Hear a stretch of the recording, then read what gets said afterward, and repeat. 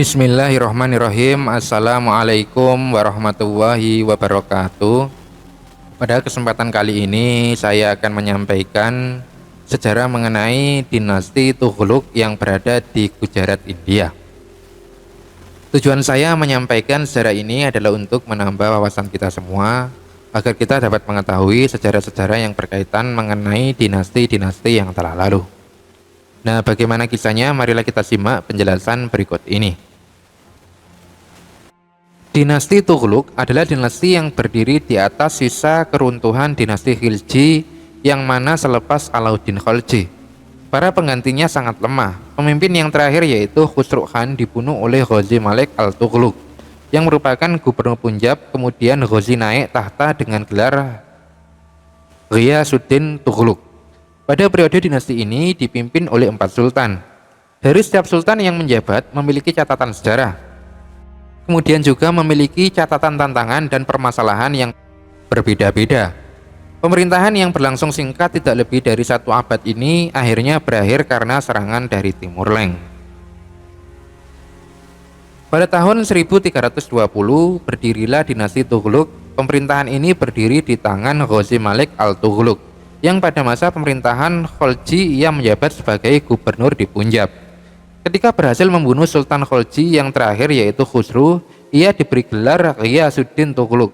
Sultan pertama dari dinasti Tughluk ini berasal dari Turki, di mana dahulunya ia adalah pemimpin pasukan yang banyak memperoleh kemenangan atas Mongolia, sehingga diberi julukan Al-Ghazi. Ghiyasuddin memulihkan dan memperbaiki prestis moral kesultanan pada saat itu. Beberapa wilayah yang dikuasai adalah Warangal dan Bangla. Setelah kembali dari Bangla, ia meninggal pada tahun 1325 Masehi. Setelah itu digantikan oleh anaknya yaitu Junah Khan. Atas kematian Ghiyasuddin Tughluk, anaknya yaitu Junah Khan dengan gelar Muhammad bin Tughluk naik tahta pada tahun 1325 Masehi.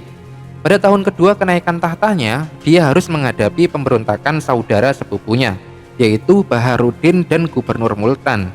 Keduanya dikalahkan dan dibunuh. Kesusahannya bertambah ketika tentara Mongol di bawah pimpinan Tarmasrim menyerbu India dan sampai daerah pinggiran Delhi. Bahaya itu dapat dihindarkan dengan cara menyuap musuh.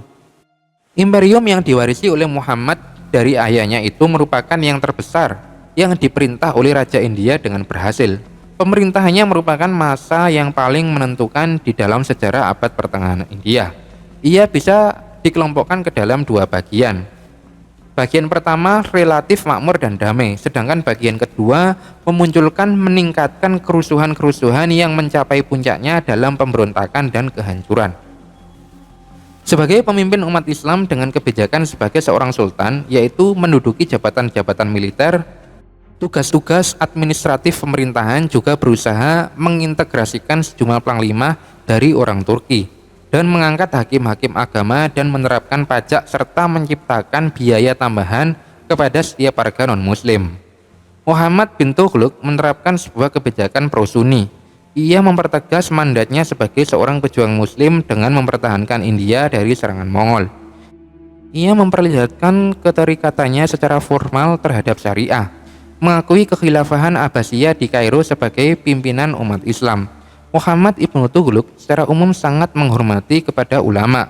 Rezimnya merupakan rezim muslim pertama yang mengintegrasikan sejumlah panglima perang Turki, kalangan feodal Hindu dan ulama muslim di dalam elit politik.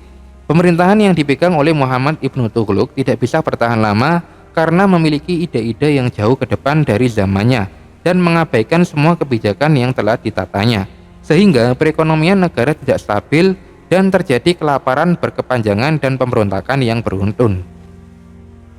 Kemudian setelah kematian Muhammad bin Tughluk, terjadi dalam keadaan yang benar-benar tidak menguntungkan dan anarki yang terjadi di dalam tentara, yang tanpa pemimpin dan terancam bahaya. Sebelumnya, Sultan telah menunjuk Fairuz sebagai ahli waris yang sah. Selain itu, para bangsawan mendesak Fairuz untuk naik tahta dan menyelamatkan tentara yang kehilangan semangat dari kehancuran. Fairuz menerima tahta dengan sangat enggan. Fairuz sangat berbeda dengan saudara sepupunya. Ia adalah orang yang cinta kedamaian dan tidak memiliki sifat-sifat prajurit. Dan ia juga tidak memiliki ambisi, keberanian, dan semangat berperang yang merupakan syarat untuk berhasil pada zaman itu.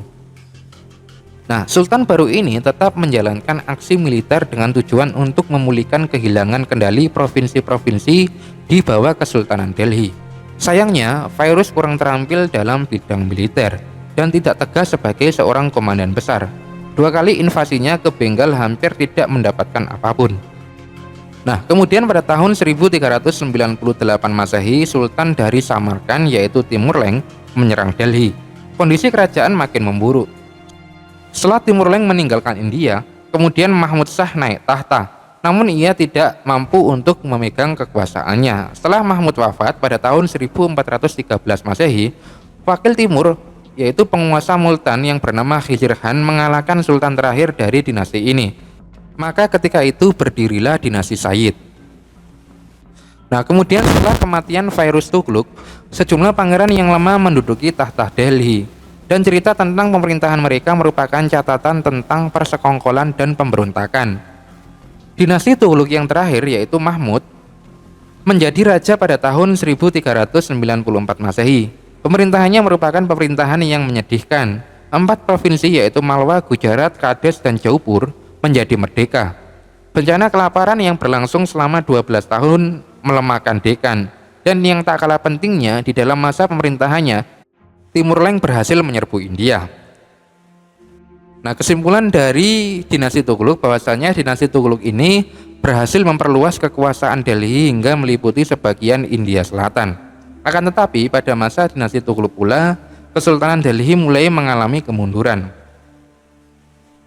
Kemunduran ini dimulai pada tahun 1325 Masehi ketika Muhammad bin Tughlaq naik tahta.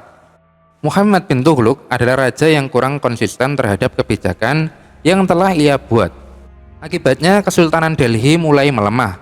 Pada masa tersebut terjadi banyak pemberontakan dan perang saudara.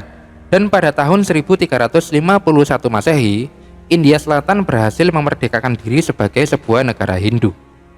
Dekan atau India Tengah juga memisahkan diri dari Delhi dan menjadi sebuah negara Islam merdeka.